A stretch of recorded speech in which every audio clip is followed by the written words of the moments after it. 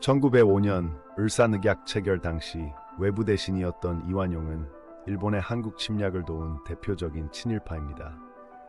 그는 일제로부터 백작자기와 막대한 토지, 금전을 보상으로 받았으며 이 재산은 후손들에게까지 계승되었습니다.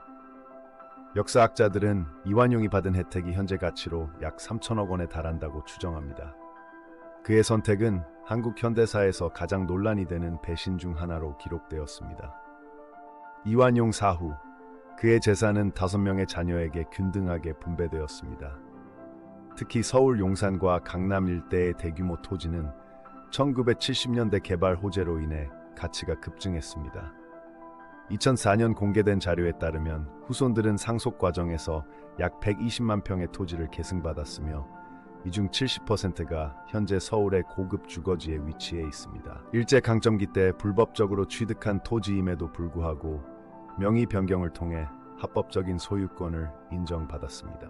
2023년 기준 이완용 후손들이 보유한 부동산의 총 추정 가치는 약 2조 5천억 원에 달합니다.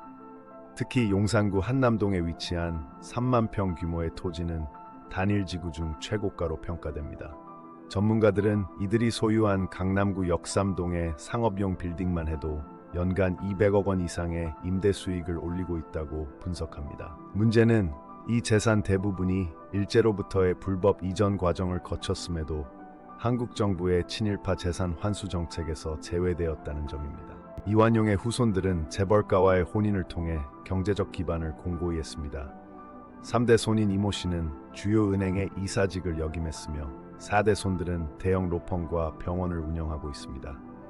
2021년 언론 보도에 따르면 후손 중 5명이 한국 상위 0.1% 소득자에 포함되어 있습니다. 이들은 사회적으로 노출되는 것을 극도로 꺼려하며 가문의 역사에 대한 어떠한 공식적 입장도 내놓지 않고 있습니다. 2019년 한 온라인 커뮤니티에서 이완용 후손들의 재산 현황이 폭로되며 대중의 분노가 폭발했습니다. 한 설문조사에 따르면 응답자의 82%가 친일파 재산은 국가에 환수되어야 한다고 답변했습니다.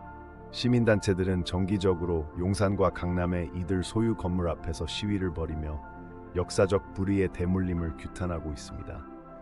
특히 청년층 사이에서는 금수저 논란과 결부되어 더욱 격렬한 비판이 제기되고 있습니다. 이완용 후손들은 지금까지 단 한 번도 공식적으로 조상의 행적에 대해 사과하거나 해명한 적이 없습니다. 2020년 한 언론사와의 인터뷰에서 4대 손 이모 씨는 과거사에 대해 논평할 생각이 없다며 인터뷰를 거절했습니다. 가문의 변호사를 통해 발표된 성명에서는 현재의 재산은 모두 합법적으로 상속되고 세금을 납부한 정당한 소유물이라고만 강조했습니다. 이 같은 태도는 오히려 논란을 더욱 확대시키는 결과를 낳았습니다. 한국 정부는 2005년 친일 반민족 행위자 재산의 국가 귀속에 관한 특별법을 제정했으나 실제 환수된 재산은 전체의 3%도 되지 않습니다. 법률 전문가들은 소급 입법의 한계와 소유권 증명의 어려움을 주요 원인으로 꼽습니다. 이완용 가문의 경우 일제 강점기 당시 문서 대부분이 소실되었거나 일본에 보관되어 있어 소송 증거로 사용하기 어려운 실정입니다. 또한 3대에 걸친 상속 과정에서 재산이 분산되며 추적이 더욱 복잡해졌습니다. 이완용 후손들의 사례는 한국 사회가 직면한 역사적 정의와 법적 현실 사이의 괴리를 잘 보여줍니다. 일부 진보단체들은 특별법 개정을 주장하는 반면 보수 측에서는 과거사에 얽매이지 말아야 한다는 입장입니다. 윤석열 정부는 친일파 재산 환수에 대한 새로운 태스크포스를 구성했으나 아직 뚜렷한 성과를 내지 못하고 있습니다. 이 문제는 단순한 재산권 논쟁을 넘어 식민지 역사에 대한 우리 사회의 미완성된 과제를 드러내고 있습니다.